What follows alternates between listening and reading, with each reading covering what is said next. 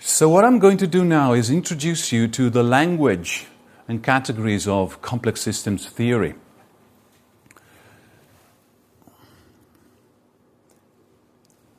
Provide a few examples of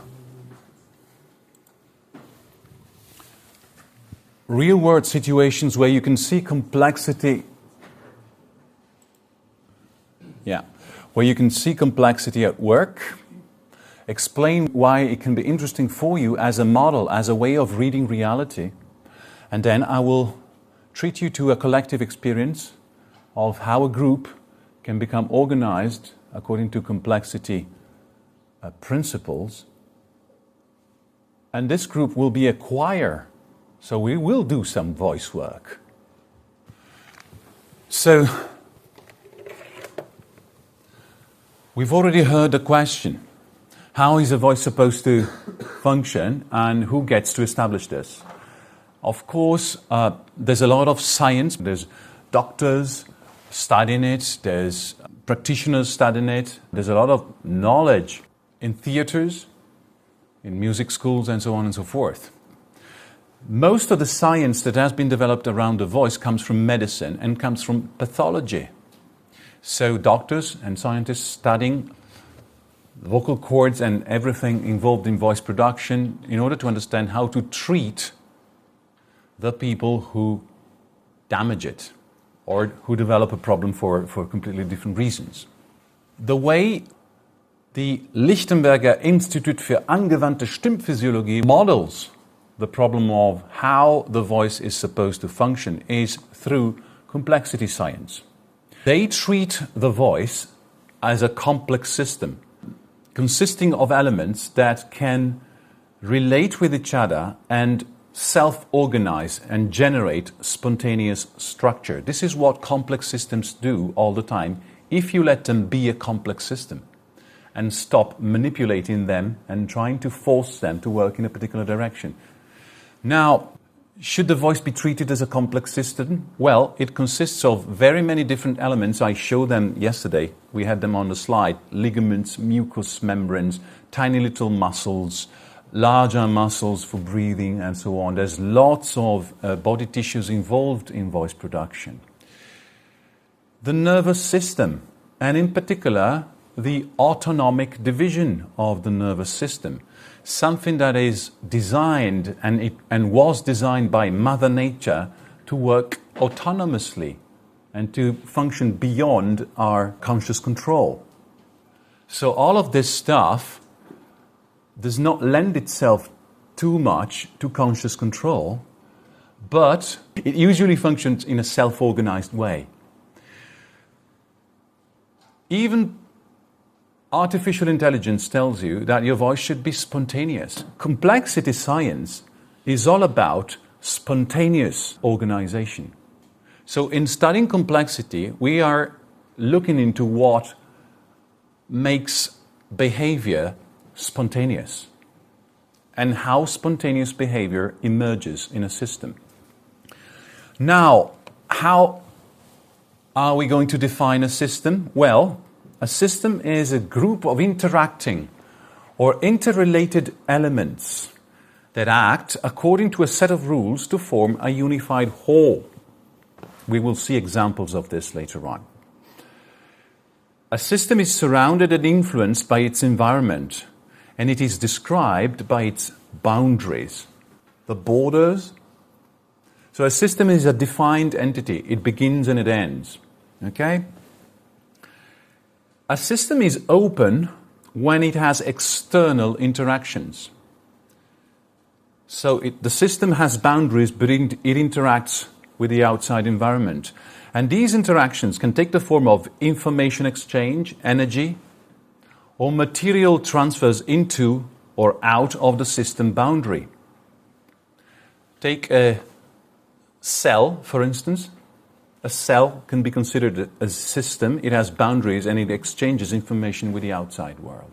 The human body can be considered as a system, an open system. It exchanges information with the outside world. An interaction maintains the system in a state other than its default configuration. If it doesn't interact, it has a configuration. When it starts interacting, the configuration changes. Living things are an excellent example. Why, how, and to what extent can voice be modeled as a complex system? Well, it is built on top of the coordination of different primary functions like breathing, chewing, swallowing, digestion. These are the elements involved in voice production. And they were not put there by Mother Nature primarily for you to be able to speak or sing. They all have a different primary function. It has to do with your ability to keep alive. And voice production is the result of fine and sophisticated motor system coordination and the involvement of both voluntary and involuntary motor functions and the psyche. So you've got a lot of elements there who need to work together to produce a certain result. Who is going to coordinate these elements? Should they be choreographed? Should they be taught what to do and how to do it? Or do they have a way of doing this by themselves? Especially if we want their coordination and their action to be fine and sophisticated. Voice can be considered a non-linear, open, complex system with roots in the deepest and most autonomous components of the human nervous system. Again, I mentioned some of this yesterday, the autonomic nervous system, the parasympathetic nervous system, the vagus nerve, the brainstem, reflexes, inner organs. All of that is managed by the deep layers of your brain, the brainstem. The same areas, we saw this yesterday, that manage your ability to stay awake, to pay attention, to focus on parts of a scene you are exposed to, for instance, to perform sensory gating. So this is all very relevant to your ability to communicate with other people and to appraise a situation.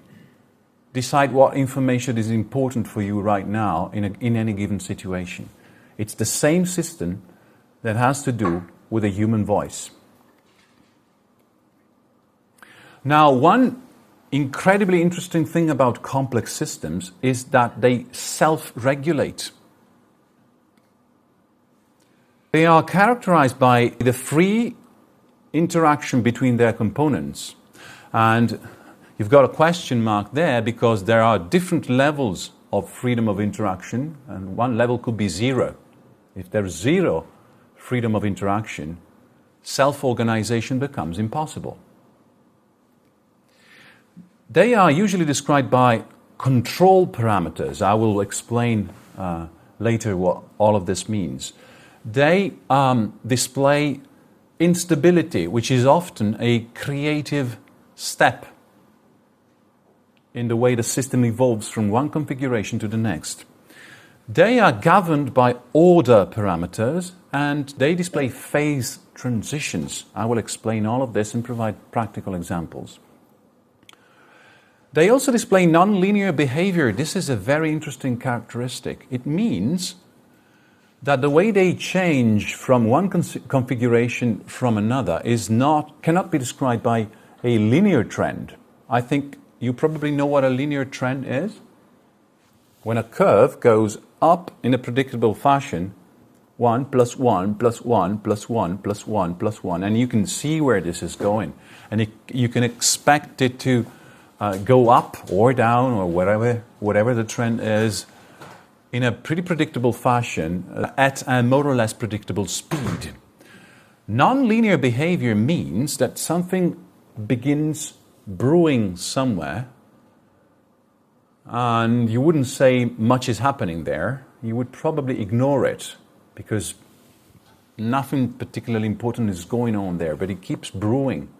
It brews and suddenly whoosh, configuration shift. And that's a sort of a parabola.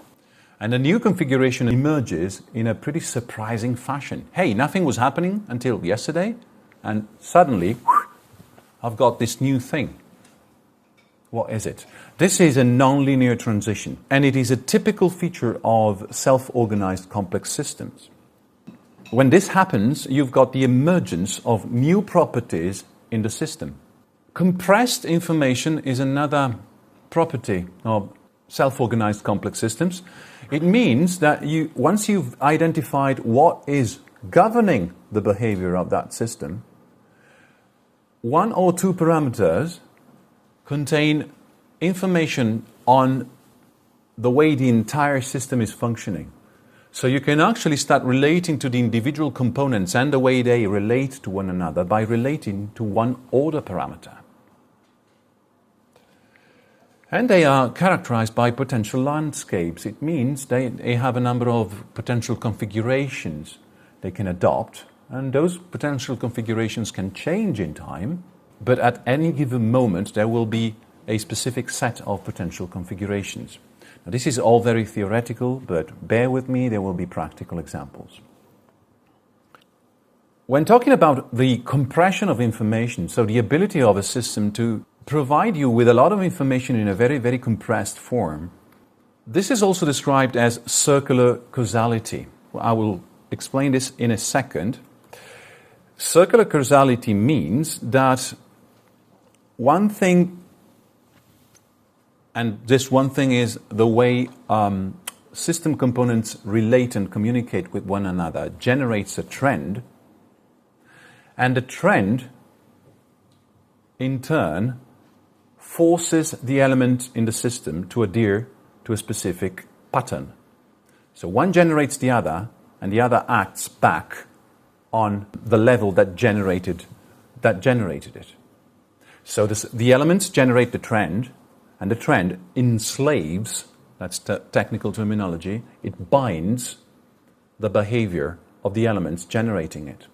So they sort of support each other.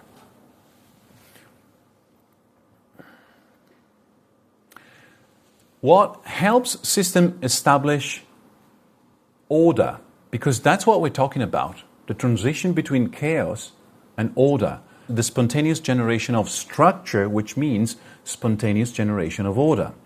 The main enabler, the main thing to watch here is the so-called control parameter and the freedom of elements to interact with one another. Usually, a control parameter will be something that can vary in time and can, say, go from 0 to 100, whatever it is. And depending on where the control parameter is, critical thresholds are reached, below which the system configuration is X, and above which the system configuration is Y or Z. Okay? Control parameters can vary, and as they vary, different configurations can be adopted by the system. An example of control parameters could be the quantity or quality of reactants in a chemical reaction, or the quantity or quality of energy in a process, the temperature, the pressure. When you boil water, that's what's happening. Temperature goes up, that's your control parameter.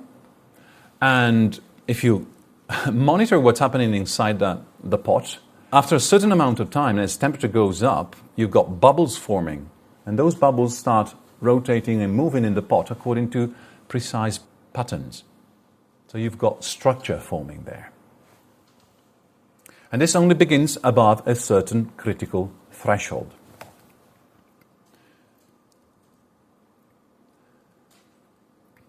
Now, this shows you more or less what I was explaining earlier on. The different elements here start interacting with one another, and through their interaction they generate what is called an order parameter. Once the order parameter has been generated, it will act on the elements and stabilize their mode of cooperation. They both act on one another, and the way they act on one another compresses information. The order parameter contains compressed information on the entire system. Of course, reality is much more complicated than this, and you will find nested systems of complex systems, each one containing the next or coexisting with other complex systems, and we will see examples of this later on. You have to imagine this like a set of nested Russian dolls. I think they're called matryoshka. You know, the dolls that you can find one doll inside another doll and a smaller door. Okay, that's more or less the way you can imagine this.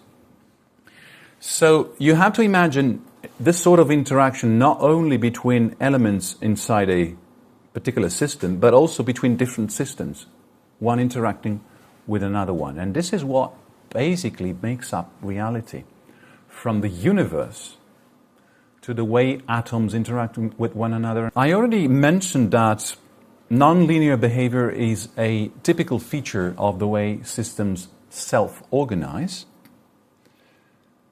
And they're also characterized by instability and a certain degree of freedom of interaction between the elements, without which the generation of spontaneous order becomes pretty difficult.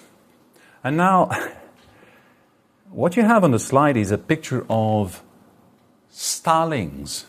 These are birds who flock together, and these are called murmurations of starlings. Why am I showing these starlings? Well, starlings are an excellent model of the way a complex system behaves and self-organizes. I showed an Italian physicist yesterday who won the Nobel Prize in 2022 for his studies on climate change, because he used similar models to model and explain climate change. The weather is one of the applications where these models are particularly interesting. He spent quite a few years studying the way starlings organize in the skies of Rome. And the way these birds flock together and move together is incredibly interesting. They create shapes, they become a single entity, and they move in a very well-organized fashion. And the way they move has been carefully studied, and they obey very simple rules. There's no one organizing them. The way they move is incredibly fast and efficient, and they will typically change the shape of the flock when a falcon arrives and tries to attack them. They form a much bigger entity that sort of scares away predators and can react very quickly to the arrival of a predator by exposing every individual bird to a very, very limited risk of being attacked, because they move all the time. So when the falcon arrives, it will sort of target an individual bird, but find it hard to target one individual bird, and the murmuration will open up around the falcon and reform surrounding the falcon. This can be very effective as a strategy, as a survival strategy for these birds. And the way they operate is similar to what fish also do, or certain types of fish at least, when they form schools. These are sardines, and we will spend some time talking sardines today. Do you like fish?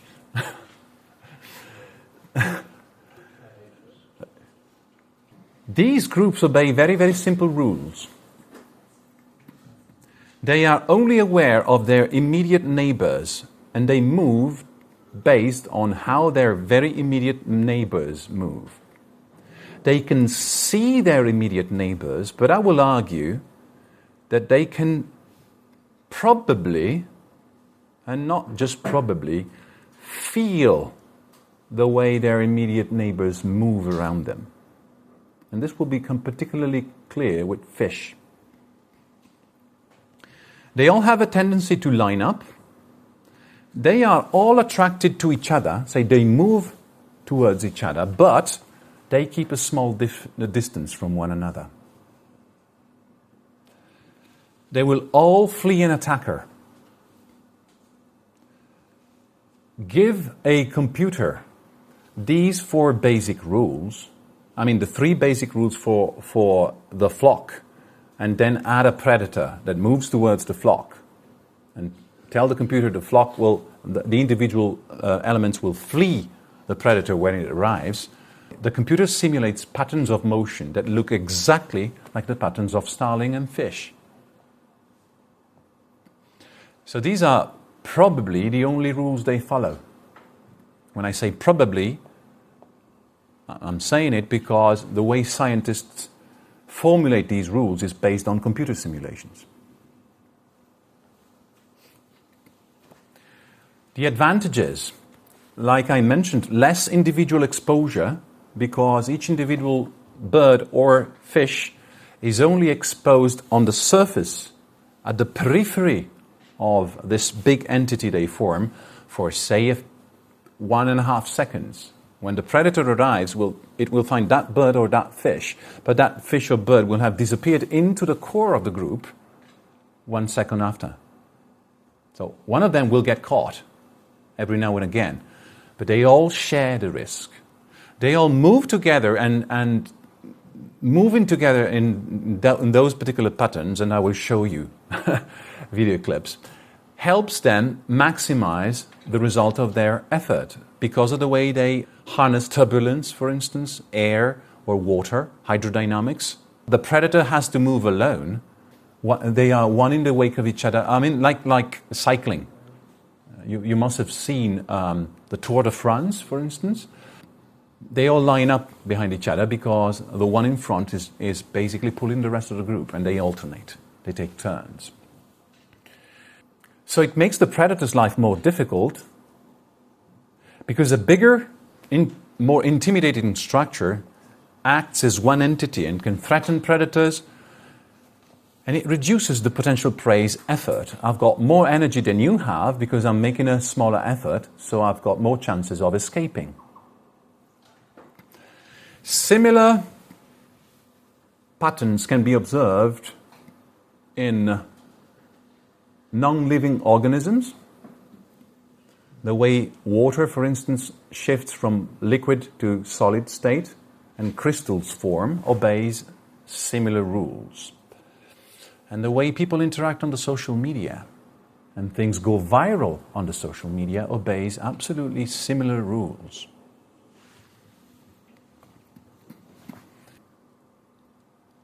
A couple of examples for things you might have seen. Ant trails. You know that ants sort of march, and they form lines when they march.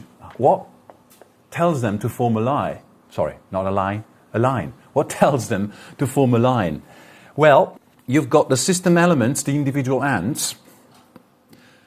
You've got the way they interact with one another, releasing pheromone, chemical communication between the individual members of the group.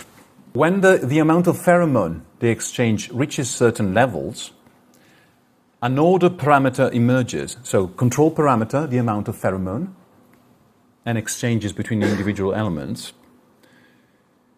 The emergent order parameter, the mean for pheromone concentration along the trail, representing the collective direction of foraging, and a line forms.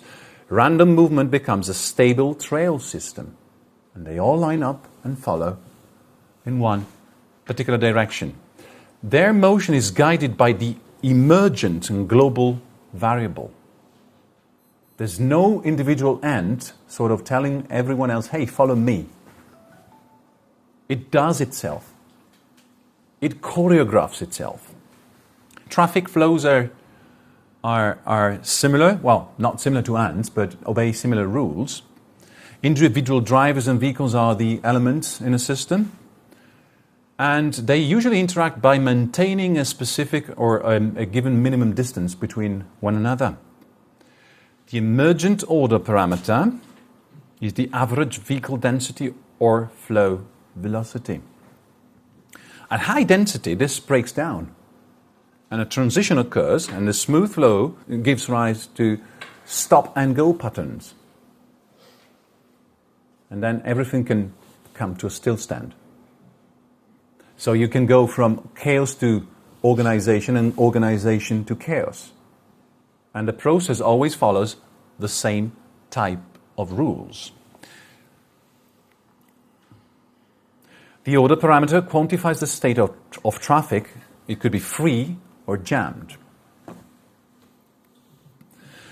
Now, one thing that I like about this model is that it can be applied to elements of all sorts. When you do group work according to these parameters, you are basically working on the quality of relations between the group elements. It could be human beings, right?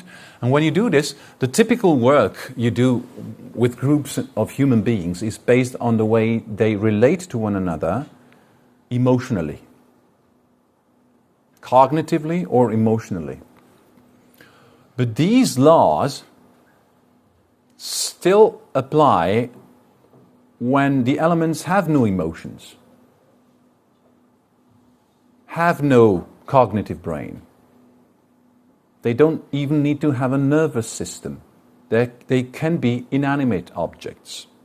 I will show you examples of this. You don't need to even be a living organism to be able to synchronize your behavior with other elements in the same system. One very, very beautiful example is the way the solar system works.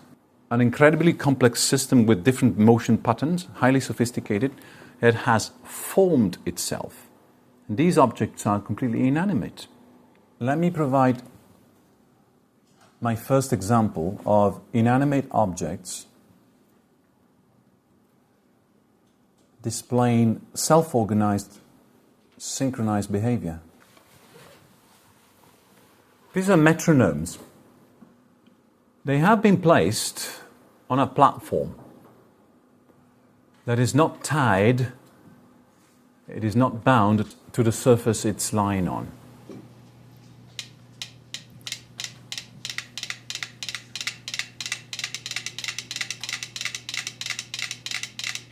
They have been set in motion in a random fashion. So their motion is not synchronized.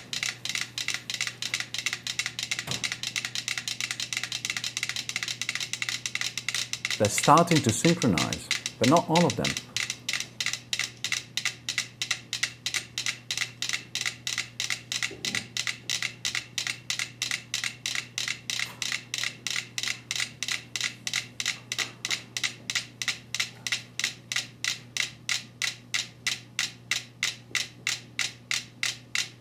There you go.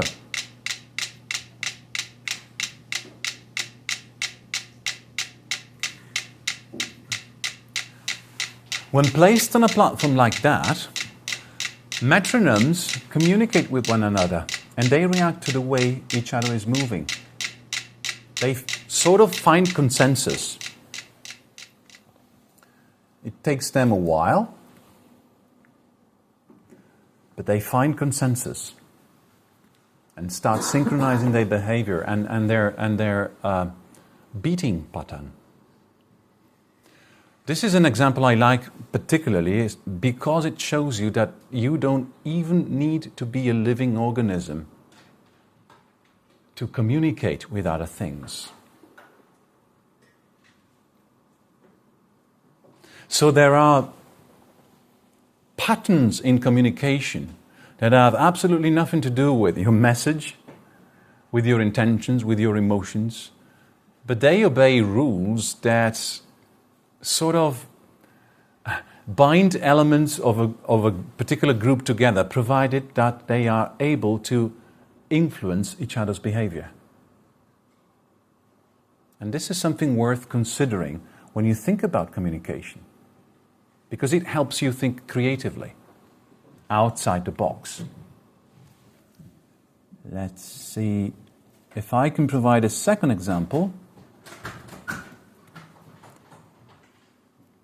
This is an example where living organisms are involved, both, well, not just living organisms, animals, trees, vegetation, and even a river.